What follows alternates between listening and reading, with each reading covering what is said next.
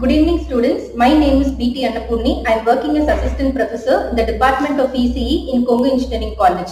So for this semester I am handling microwave and optical communication, and today we will be discussing about the topic optical sources and optical receivers. The first topic under this unit is direct and indirect bandgap materials. Usually these direct and indirect bandgap materials are used for the fabrication of there is various electronic components. Here particularly optical components, LED and laser can be fabricated using your direct bandgap materials, and for diodes and transistors we will be using indirect bandgap materials. So first of all, let us see what is meant by a semiconductor. As we all know, this is the energy band diagram of a semiconductor. So the energy band diagram, this is the valence band and this is the conduction band. Okay, so this valence band and conduction band are separated by a band gap. For semiconductor it varies from 0.5 to 3 electron volt. We all know that for insulators this band gap will be very large, and for conductors this band gap will be overlap. Valence band and conduction band will be overlap. Okay, so this is the energy band diagram of a semiconductor.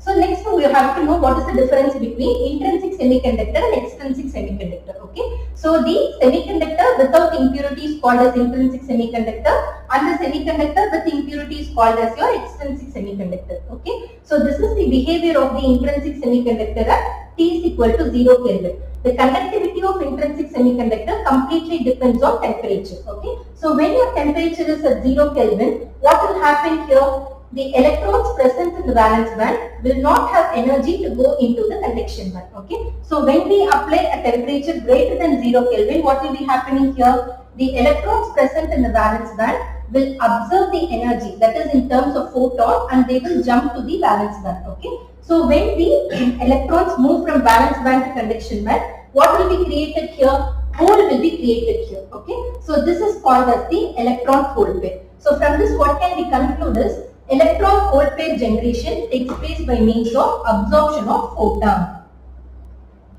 Yes, it is absorption of photon.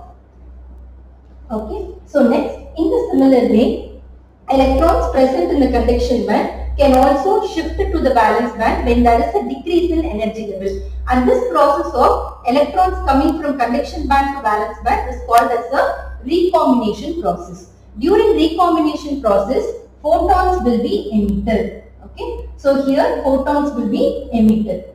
This photon emitted can be of two types of emission. One is spontaneous emission and another one is stimulated emission. Okay, so this spontaneous emission means without any photon trigger, without any photon trigger, photons will be released, and that is called as your spontaneous emission. This spontaneous emission is the principle used in your LED. Okay, so next one is your stimulated emission. By means of an external energy, you have to simulate this process, and finally photons will be produced. Okay, so this is called as your spontaneous emission, and this type of emission is used for laser fabrication. Okay, so as the name of the laser itself suggests, light amplification by stimulated emission of radiation. Okay, so now have you got an idea about electron hole pair generation and recombination process? Okay, what we have to remember here is electron hole pair will be that is when electron hole pair has to be created, absorption of photon has to take place.